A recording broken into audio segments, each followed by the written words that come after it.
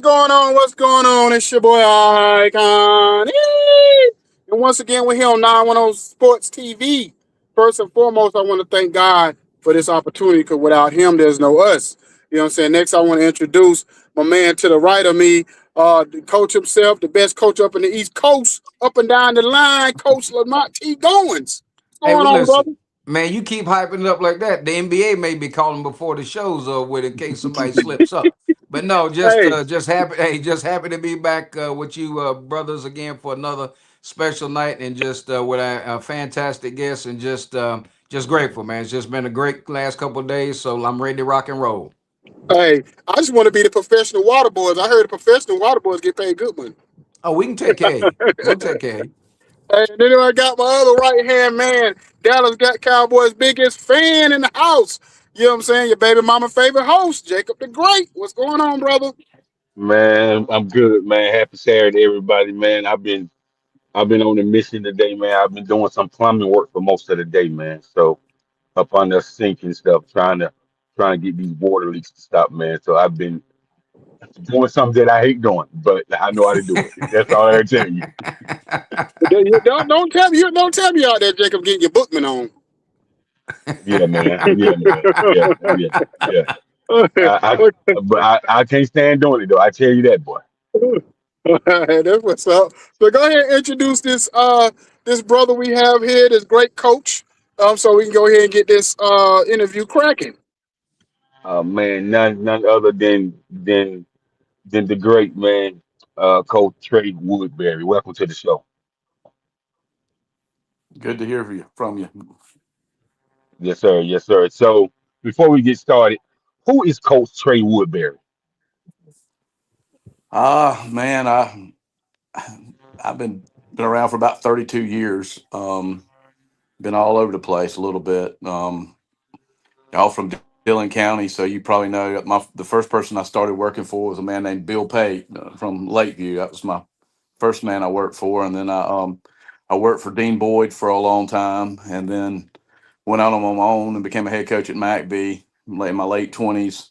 Was there for a few years, and then I left there and was at West Florence, and that's where most people know me from is West Florence. I was there in Florence one for about 15 years, and then last few years I've been at Hannah-Pamplico. I'm coaching baseball and football and AD. Okay. So man, like, what what pushed you into the coaching, and why I, was it so important for you to get into the coaching? I guess my high school coaches. I played at South Florence High School back in the late '80s, and my high school coaches made a big impact on me. And I just from my about my sophomore junior year of high school, I decided I want to be a high school football coach, and everything I did from then on was to make that dream come true. And then while I was in college, I got to work for, like I said, did a little mentorship with Bill Pate, who's in the High School Hall of Fame, and that even made me want to go in even more. And then he taught Dean Boyd to hire me. Dean Boyd had played for him in high school, and he taught Dean Boyd to hire me, and that got me, really into it, and just I just like the big things. I just like being around kids. That's the biggest thing. If you're in it for anything else, you're in it for the wrong reasons. That's what we're here for, is for the kids. And I just love being around the kids. Matter of fact, I just turned a job down earlier this week. They wanted me to be an AD, and I'm a coach, and they wouldn't gonna let me coach. I was just gonna be an AD, and I just love being around the players and teaching them the game of football or baseball, whatever I'm coaching at the time, and that's what it's all about. Okay, so from your perspective, when you first started coaching up until now, how has the dynamic of coaching changed? It's changed a lot. I mean, it really has. I tell people say, I think it was South Carolina's basketball coach a few years ago, said kids haven't changed. I, I don't know about that. Kids have changed, but it's not the kids' fault. Society has changed. Our parents have changed. The way we do things have changed. That's caused them to change. But kids still want discipline. Kids still want to be taught. Kids still want to be successful. Kids like to compete. Kids all that stuff's still the same. It's just the way we coach, we've had to change, and you just have to monitor and adjust. Is the old teaching term we used to have, but kids are there's so much for kids now to do, and so it's harder to get them out for sports. Um, the other thing is the kids.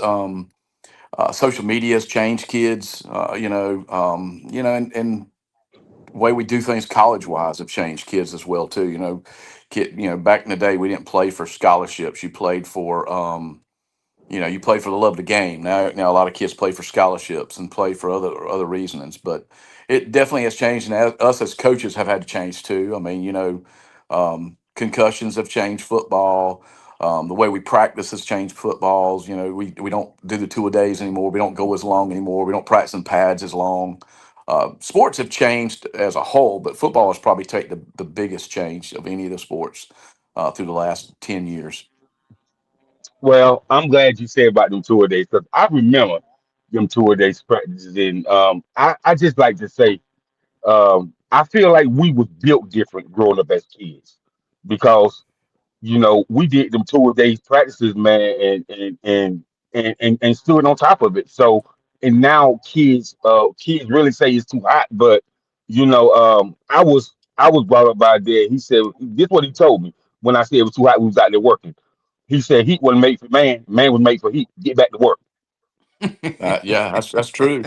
You know, I grew up in a time when some of your elementary schools were not even air conditioned. And our gyms were never air conditioned. So now everything's air conditioned, and we kids stay inside a lot more. That's why it's so key about summer workouts because they get acclimated to the heat. I mean, we had, I think, a lot of the issues with kids with sicknesses and stuff because they're just not used to the heat. It's not that we work them any harder because I think we work them less, but they're just not used to the heat. And I don't think it's hotter than it was when we were growing up. It's just kids are just used to air conditioning more, and I hate to say that, but I think that's the truth. Yeah. All I can say is we was outside playing some of everything: football, basketball, stickball, handball, kickball, whatever. And my grand used to say, "Don't come in the house like that. Drink out there, speak it." And That's no, she exactly when right. she said drink, drink out there, speak it. So That's I mean, exactly right. I just think kids is they like you said they're not used to the heat. So, Coach Doran, man, I see you in the drop back, and man, you don't know if you want to do a 47 sweep or 48 dive pass. So it's on you, Coach Doran. Well, I appreciate it, man. So again, just coach, we just want to appreciate you and just thank you for all your dedication to all of the student athletes that you coached over the years. And a lot of times people don't realize the time and the effort and everything that goes into to make a program go. And just from again, my career was not as long as yours, and did not rack up as many wins. But I do recognize that and certainly appreciate you being with us tonight. So here's where I want to go. Jacob was just talking about, kids nowadays and, staying inside and think about it. Well, I'll say this. I remember as a kid, we had to get up and get out of the house. We just, they wouldn't allow us just to lay around in the house, right? Get them, go That's outside. So you had to get up and go outside. But my question is this, as it relates to the NIL and you have seniors that have that of the ability, to play at the different levels, whether it's one, two, or three.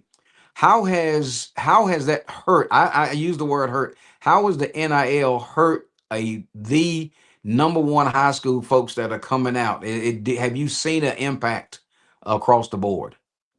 Yeah, we've had. I think more the portal has hurt high school sports more than NIL. To be honest with you, um, back when I was at West, we sent a lot of kids to college. I think we had in the years I was there, we sent like 15 kids to Power Five schools from Oklahoma to Boston College to Virginia to Arkansas to all over the place. But um, you don't see those schools come around anymore. You might get Clemson and Carolina come around, but they just don't recruit. the high schools like they used to. Now, this year was a little bit better than it has been, but it's still not like what it used to be. Most of these schools, especially the 1AAs and the D2s, they're waiting for the portal to open up to see what those kids that will enter and they can pick up that have so much experience. And I don't blame them in some ways. I mean, if you're an 18-year-old kid coming out of high school, or you're a 21-year-old kid that's been on the practice squad at Alabama, you're going to be still, even though you're on the practice squad, you're going to be better off than that 18-year-old kid coming out of high school. Now, you're not going to have them as long, but they will be prepared for the college practice and the workouts and the open off season and all that stuff more. But the portals hurt us more than the NIL. The NIL, that's something that that's usually dealt with the parents most of the time and the players with the colleges. So we don't see much of the NIL part of it come into effect with us. But the portal has been the real big issue with high school sports. Absolutely, absolutely. So here's where I want to go. So you're sitting in your office and you hear a knock at the door, and you get up or you say, "Come in." And when the person walks in, it is a young Coach Woodberry. What advice would you give yourself or any coach that comes through the door for the very first time that wants to do or walk in the shoes that you walked in? I would tell them to enjoy it, the ride more, enjoy coaching more, and make sure your kids enjoy it more. I think we work our kids sometimes so hard that they don't get enjoy the moment. Mm, They miss out on the practices and the bus rides and the workouts and those types of things, and they also enjoy the other things that go on in the school other than football or baseball or basketball, whatever sport they're coaching.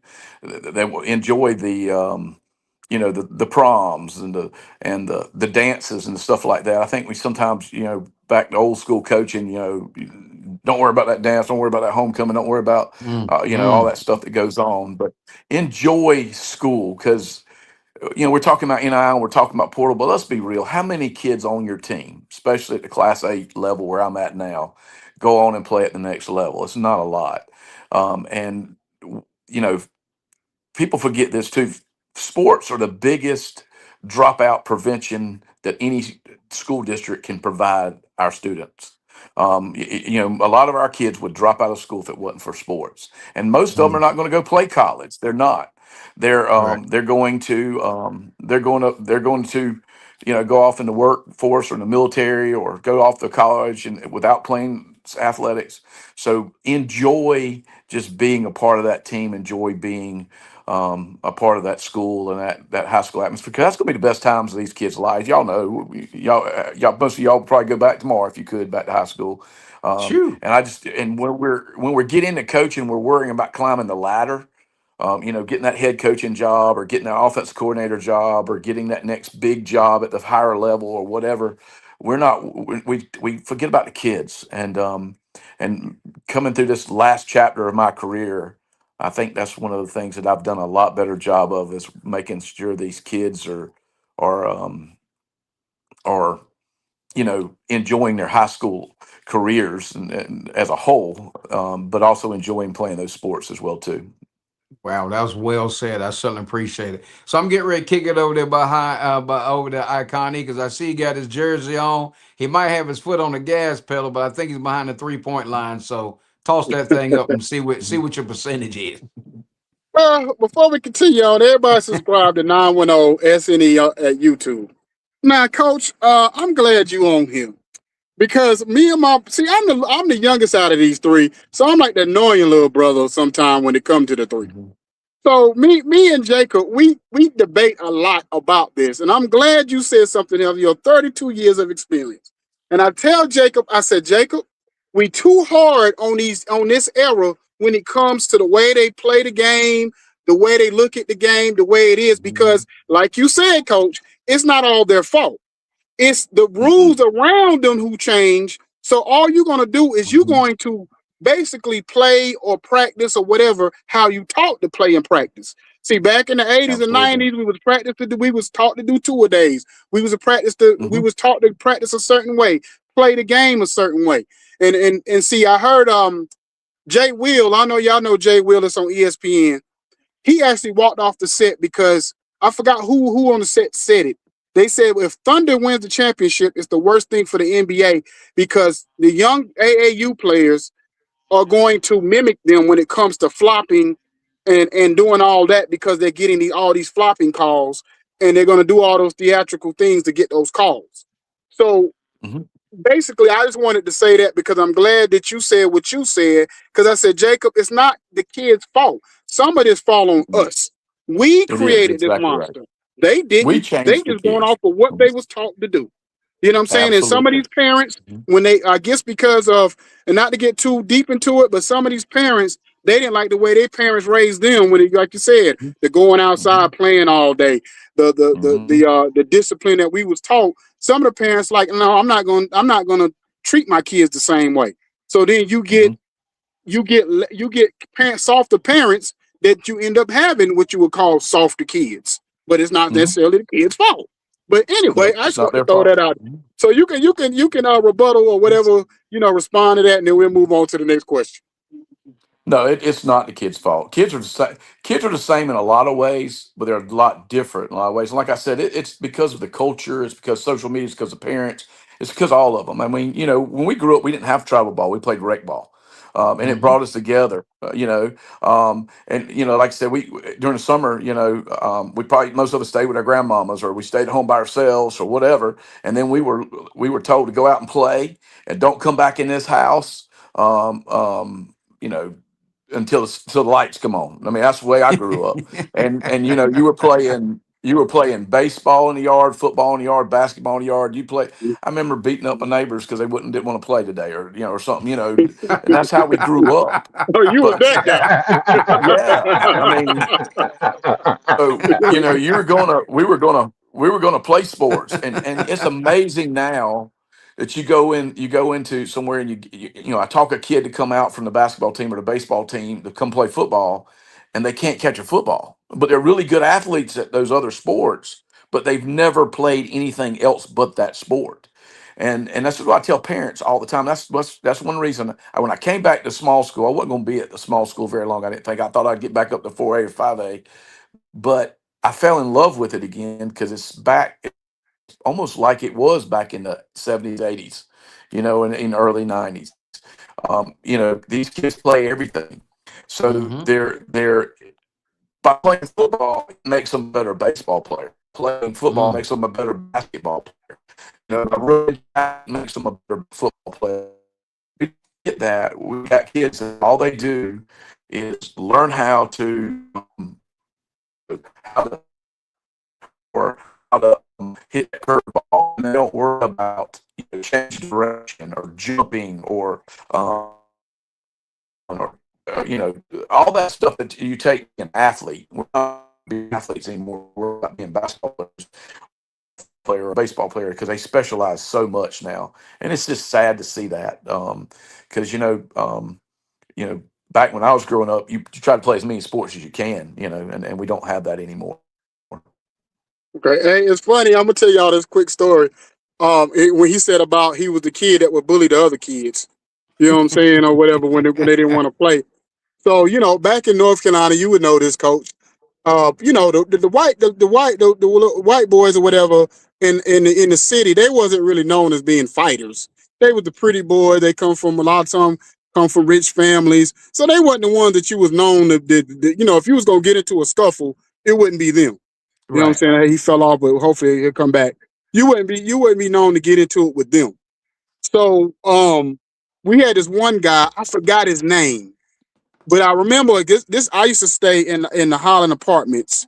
You know about that, coach. I used to stay in the Holland Apartments, and Oh yeah. coach, I was just telling them real quick when you were saying that you was like the little bully where other kids didn't want to play, you'll beat them up. I said so. I had this one.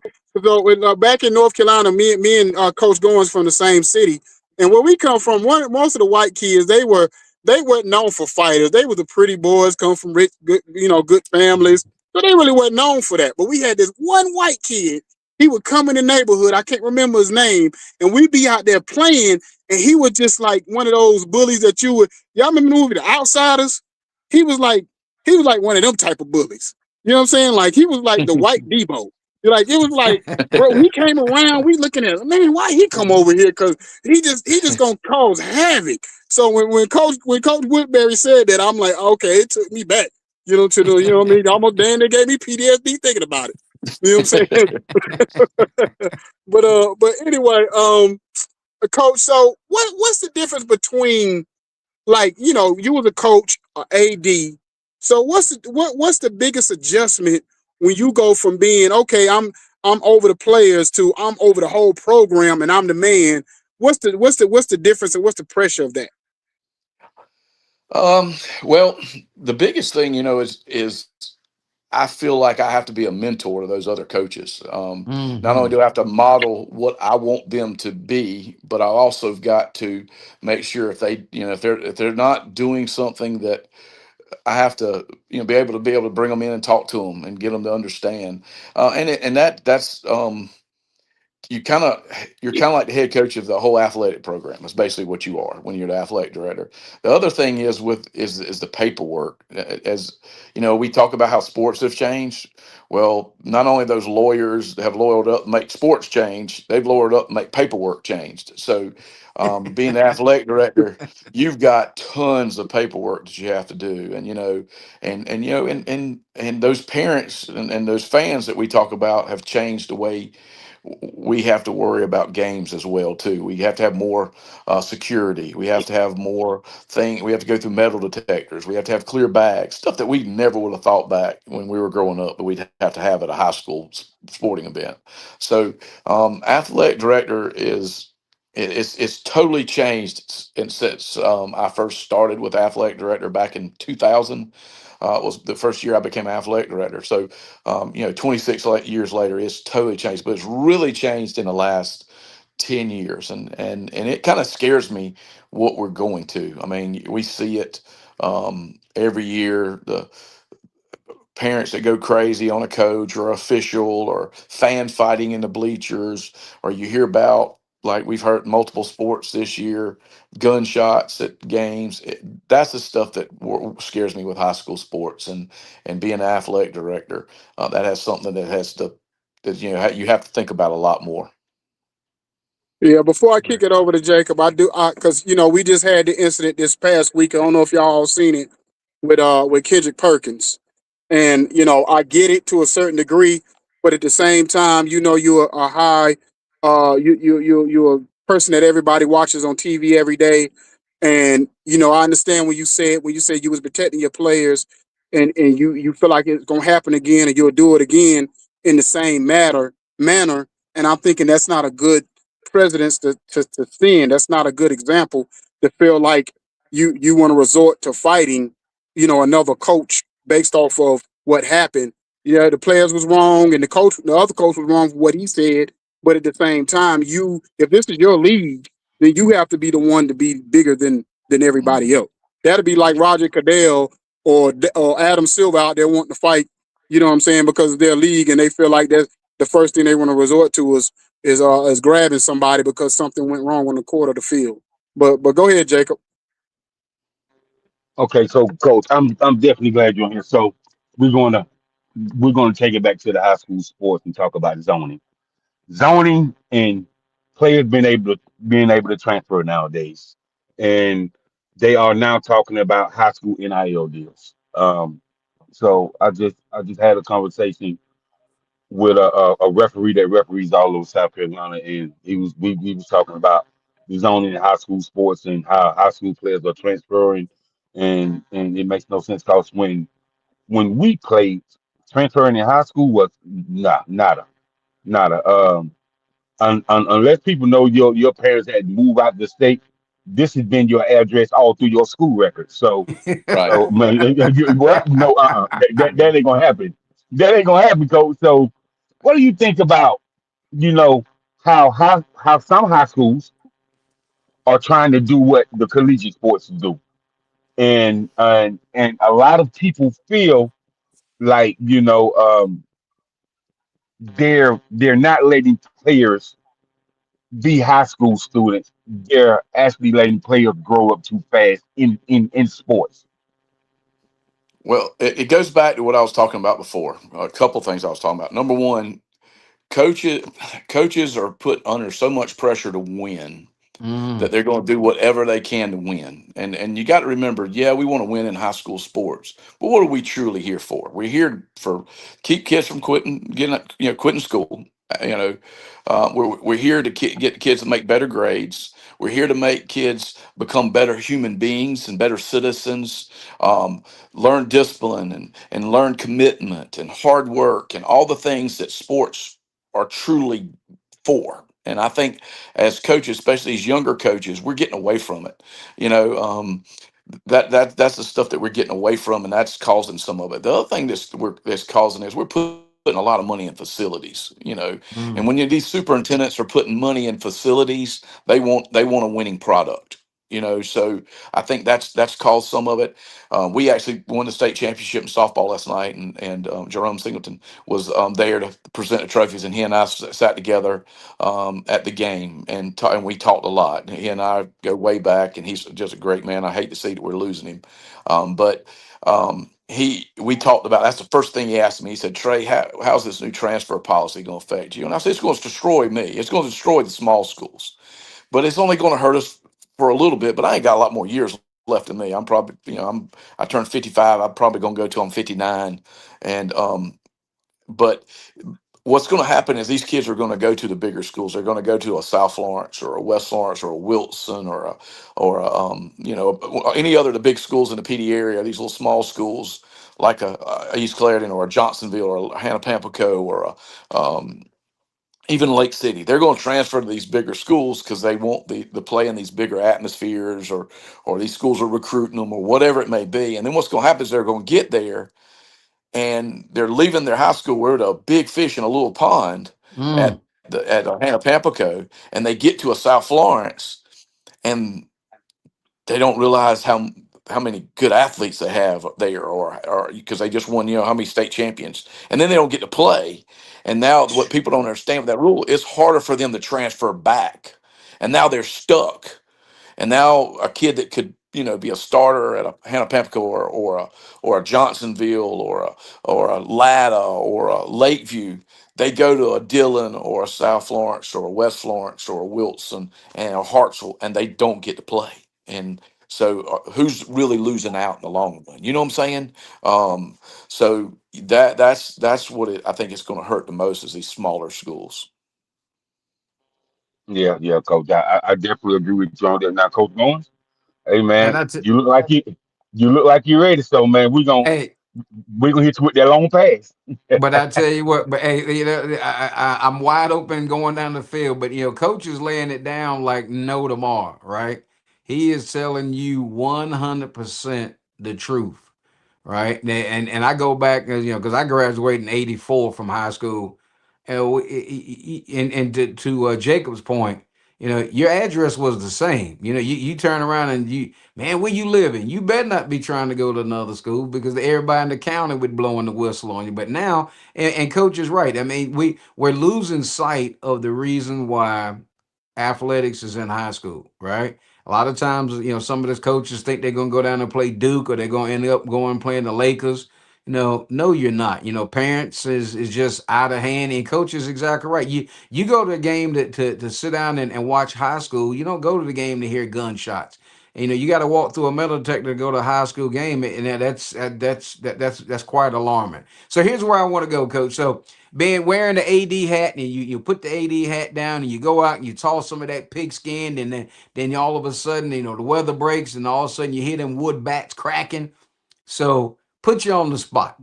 If you had to pick one favorite sport, what would it be? Um, Well, in a 32-year career, I've coached about everything. I've been a head track coach. I've had to coach baseball before. Matter of fact, my best friend who was in my wedding, was a longtime head baseball coach in South Carolina. I was his assistant for a long time.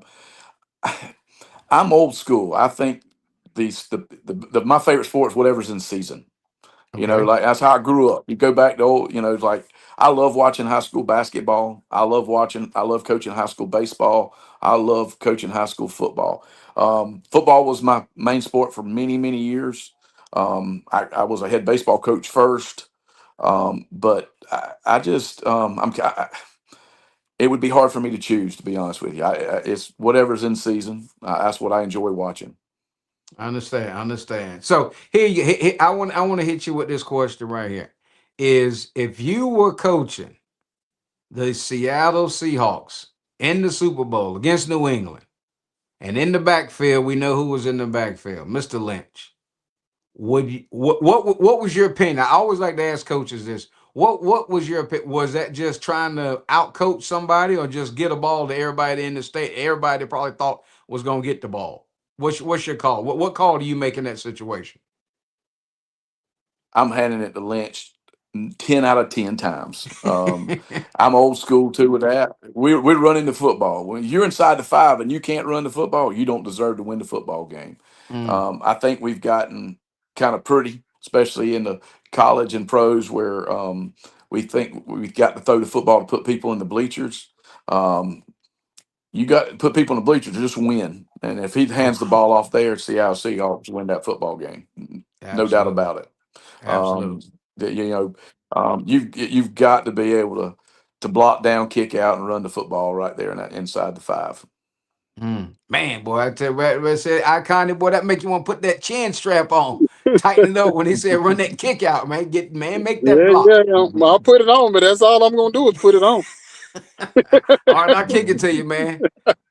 But nah, coach, it's funny you said it because I'm a big Miami Hurricane fan, and we probably the one of the few college teams that still run the ball a lot. Sometimes it drives us crazy because we run the ball too much at the wrong time. I feel like we need to pass to open up the game a little bit more. But we one of the few teams that still kind of use like a rotation of backs.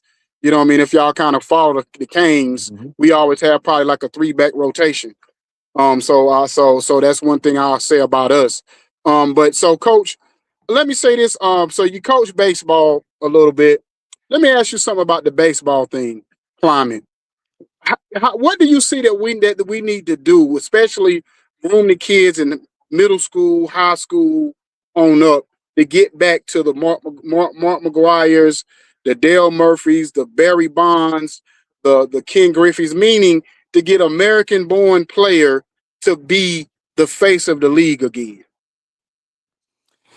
Well, we got to get interest back in it. I mean, y'all, Major League Baseball wants to cover it up. I don't think many people Mm, watch it as much anymore. Baseball's one of those games that's hard to watch. I mean, it's 9 innings. You know, it can get drawn out. It can, you got to really love the game of baseball. But the other thing that we're getting away from is travel ball is hurting baseball. And I'm gonna say it. mm, I'm probably gonna make a lot of absolutely. travel ball people mad, but we grew up, the old Sandlot movie. You played in the yard like they did in the movie, and then you played rec ball together, and then you played up way through, and then you went to high school and you played. Even if you were the football or basketball player, you still played baseball. Now everybody's specializing. Number one, travel ball. You played with kids from all over an area off a team instead of playing with your buddies, your brothers, and we just don't. And you don't learn the game anymore. You don't learn how to bunt people over or what to do in first and third situations or how to hit a hit and run or suicide squeeze. None of that stuff. Everybody just goes at the bat and hit. Nobody practices anymore because they just meet up on the weekends to play travel Mm. ball. And then and if you don't make the team, you just move to another one. Your dad starts another team so you can play. So if we're going to get baseball back like it was in the 90s, we've got to put the interest back in it and make it like it was back in the 90s growing up, to be honest with you. Uh, Baseball is a great sport, but it's not a great sport when it's not played the right way. Mm, Yeah, because I say this too, and I agree with you, coach. I had three nephews. All of them played that year-round baseball. By the time they got to middle school and high school, they was burnt out. My They one mm, were burnt nephew, out. he ended up, he ended up playing in the NFL. He plays for the Detroit Lions now, but Hmm. his love was baseball for a while, but he chose football instead. Hmm. And because he just got burnt out, I think, with baseball, even though he was great at it Yep. and could have actually, he got a scholarship, at state to play both, but he chose football. And I think they need to get. I don't understand. Never understood year-round baseball. I never understood that I part. it. When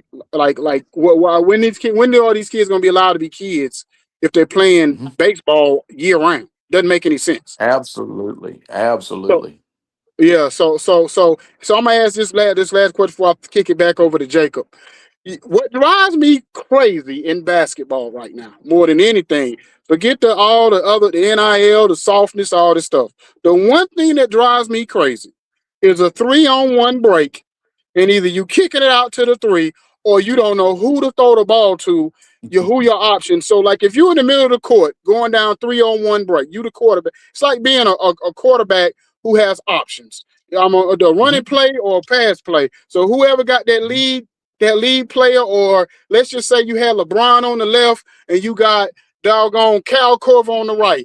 If I got LeBron on the left or Kobe or Jordan, I'm throwing it to the left because I know that's an easy dunk. Cal Corver, yes, Mhm. unless I need a three, I may throw it to him or Ray Allen or Mhm. somebody. So do they even teach doggone 3-on-1 breaks, 4-on-1 breaks anymore in practice? Because it drives I me crazy because they'll just totally mess it up. well, all I think basketball's gotten to the point where all we worry about now, because of social media, everybody wants to see the dunk or the 3-pointer. If you can't dunk, all you do and you go in and work. I'll tell you what drives me crazy with basketball is you got this kid that shoots 40% from the 3-point line, but he shoots 50% from the free throw line. I mean, how can you shoot 40% from the 3-point line and you can't shoot better than 50% from the free throw? You Absolutely. know, y'all know what I'm talking That's about. the gospel. Uh-huh. That's exactly Uh-huh. right. Because all they want to do when they're working on their own is shoot threes, shoot threes, shoot threes, shoot threes, instead of shooting that free. I mean, how many basketball games have you seen, especially at the high school Mm, level, that was mm. lost because of missed free throws? I mean, think about it. Mm-hmm. So Mm-hmm. I think we're so worried about what we want to be able to do and what we want to post on social media, what mom and daddy want to post on Facebook, and the kids want to post on TikTok or Twitter, whatever that stuff's called now. That's what they're worried about doing and posting instead of what's worrying what's best for the kids. And here's the other thing: how many basketball goals you see in people's yards anymore? I Mm. mean, that you don't see them anymore. So they're too busy in the house playing video games Hmm. on Xbox or all the different So they can shoot the things three. they have now to play them on. And that's what they do. That's what they do when they're playing that game, and they can shoot a three, even though it might not be the fundamentally sound thing to do in that situation. It's fine on that video game, So we're not playing it, we're not seeing it. So, I mean, that's just the way we've gone as a whole because of technology. Mm. But you know what's crazy? Real quick, Jacob, before you go, a couple of years ago, Armando Baycott in college, he played like a true big man.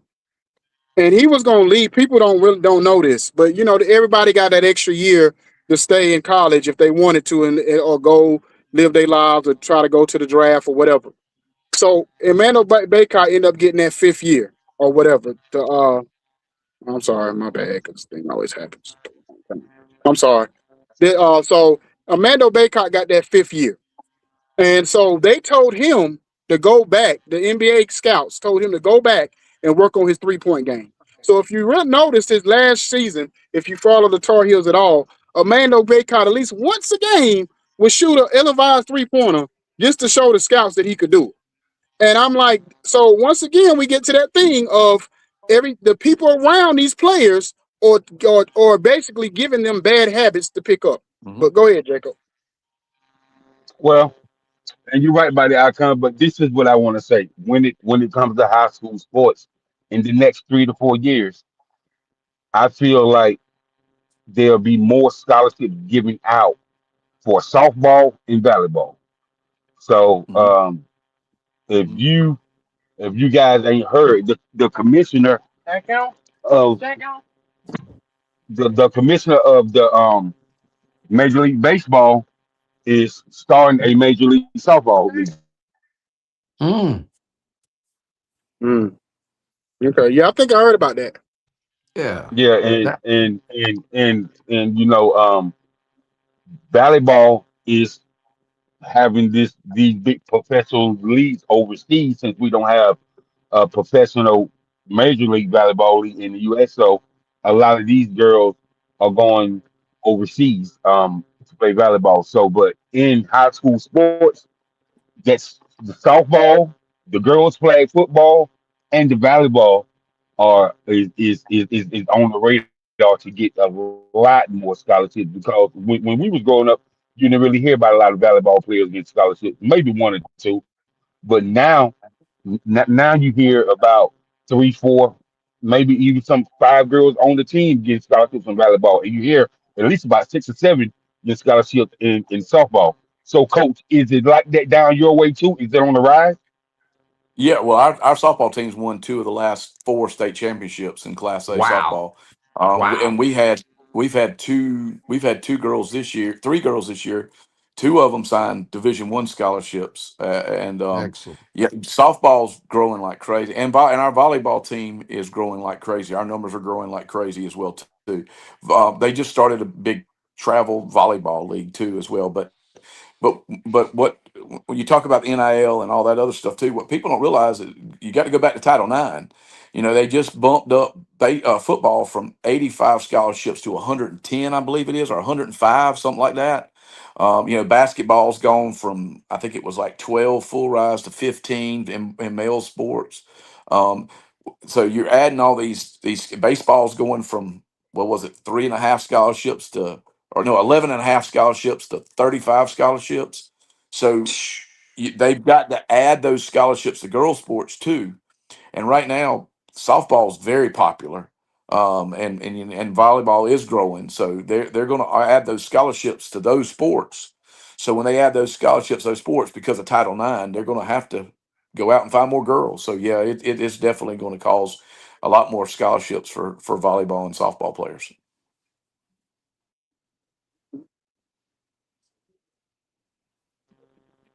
All right, I can. That's all I got, my brother. Thank you, coach. Okay. You got anything else, Coach Mhm. Goins? Yeah, I was just gonna say about that basketball.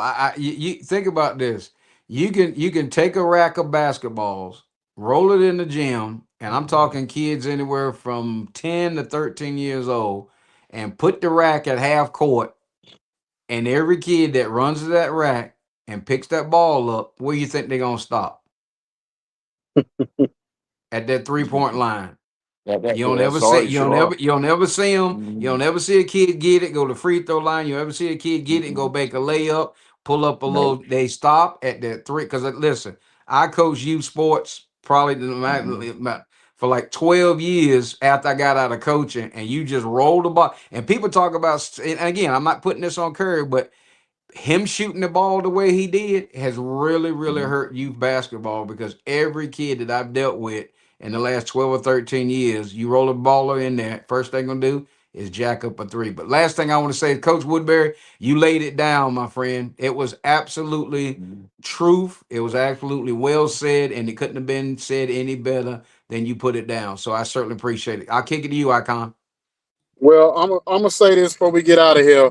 I got on this SGA jersey not because I'm a Thunder fan, but I like SGA game other than the theatrical flopping he does sometimes. But I'm looking. he's not the most athletic, so he has sometimes I think he has to do what he got to do. But the one thing I appreciate about his game is he's one of I would say a dinosaur player because he's one of the few players that actually uses the mid range game to his advantage and doesn't rely on the 3 point game like a lot of other players kind of cop out and does. I think I like even like a Jason Tatum. I think he could take this game to a whole nother level if he loses the post up game and the mid Okay. range game a little bit better, especially because you got to think Carmelo's built like I mean Jason Tatum's built like Carmelo, and Carmelo was a mid range guy. And if Jason Tatum used that to his advantage, especially being a 3 and D guy, he would go to a whole nother level.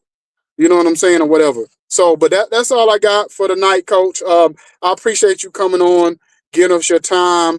and your Absolutely. expertise, because it's always good to hear coaches like yourself that got a tenure like you do in the game and been around for a long time, and you got knowledge in almost like you said in every sport. So you can really kind of break it down to us and let us know what the real is, and so we can, so especially me and Jacob not over here faking it. You know what I'm saying? We actually got real people on here that done it. So, but anyway, coach, is there anything else that you got to say before we get out of here? Well, I'll just say this, going back to the 3-point shots and how many times you see a mama or a daddy post on Facebook about their kids shooting a three. And how many Ooh. times you see them shooting a free throw, what they're going to post. So that, unfortunately, that's what our world's gone. What they're Yep. going to get likes on that Facebook post is what they're going to post. And free throws don't do that, so they're not going to work on that, unfortunately. But as we know, free throws win basketball games, as we talked about before. But I appreciate Absolutely. y'all having me on, and appreciate letting me talk with y'all. It's been really fun. Enjoyed it. It was always great talking sports. And y'all do a great job, and I appreciate you. Yep. I Thank you, appreciate Coach. you, coach, and good luck with you the rest of the season and your last 4 years. And I guess enjoy the ride, till you let it all go. You know what I mean? So, Yep. but God bless you and keep up the great work over there. Thank you. Yes, sir. Y'all have a good night. All right. Yeah. Peace.